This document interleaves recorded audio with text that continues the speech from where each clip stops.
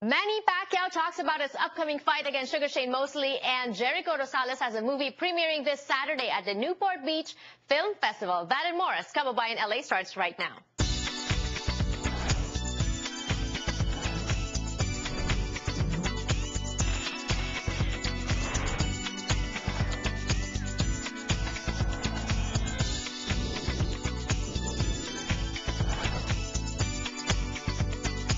Many people are saying that the pressure is all yours because Mosley has nothing to lose in this fight, but you have everything to lose. What are your thoughts on that? Well, that's why we focus, and I focus in this training camp, and I train hard for this fight because, I have big responsibility for this fight. Do you feel that you have to do more than what Mayweather did to Mosley when they fought? No, I never think about that, but what I'm thinking right now is how I can give a good fight to the people, how we entertain people and to make people happy, especially the Filipino people. It seems that there are interviews that Mosley is not aware that you're a southpaw. So how are you thinking of giving him his first knockouts? Left, right? I know you're working on your right hook as well. No prediction. Just I'm gonna do my best.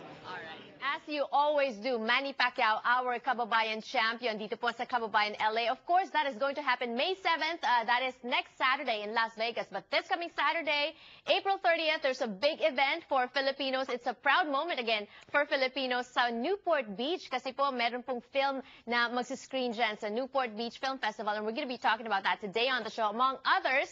Pero bago ang lahat, pag-usapan po natin ang mga balita. Pinoy na Pinoy, Weekend Balita. Ronnie Largo, Editor-in-Chief of Midweek and Weekend Balita. Mukhang nakakalungkot na naman ang mga balita para sa ating mga overseas Filipino workers.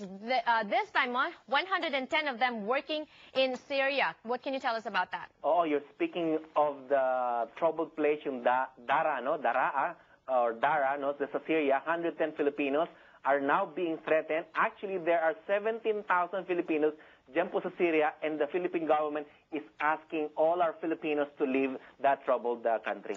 My concern, Ronnie, is, every time something like this happens, and we know that there is huge political unrest in the Middle East. So nagsimula sa Libya, meron naman ngayon sa Syria, and I'm positive that it's not going to end there. And we have Filipinos working there, and the problem is pinapauwi natin sila sa Pilipinas. What is waiting for them in the Philippines?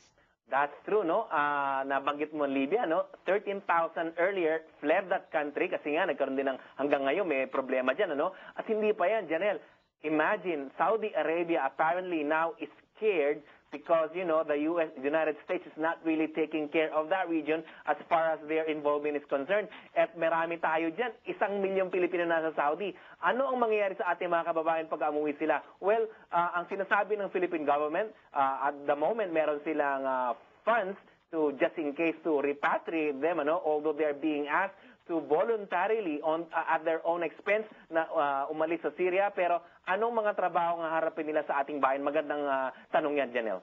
All right, and we've also heard of kababayans in those areas that they're not really willing to go back home. What they want to do is just, kumbaga, ride the tide. Hihintay nila na hopefully magkaroon ng kapayapaan and resolution yung mga issues doon sa mga countries na yun because they'd rather stay there dahil malaki na yung binayad nila sa mga recruiting agencies for them to be able to live in the Middle East, correct? That's true. Kasi napakahirap ng recruitment sa atin, makikipag talagang laban ka para makakuha mo yung trabaho na yan, And at the moment, although sinasabi naman ng Department of Foreign Affairs sa atin, wala naman nasaktan, wala pang talagang nagagambala na ating kababayan sa Syria, pero gayon pa man, hindi natin alam kung ano mangyayari sa kaguluhan dyan sa bayan na yan. So, I guess it's just a matter of a contingency plan on behalf of the Philippine government to ask our kababayans in Syria to at least make themselves safe, no? Okay. Doon lang sila sa kanilang mga bahay kasi naman Alright. yung mga kababayan natin diyan mostly are domestic helpers. All right. In other news, Ronnie, and very quickly because we're running out of time, Arroyo, we knew that this was going to happen, but did we expect it to come this soon? At yan ba talaga yung kaso na ina-expect ng mga tao na ma-charge kaya dating Pangulong Gloria Macapagal-Arroyo? Oo, no?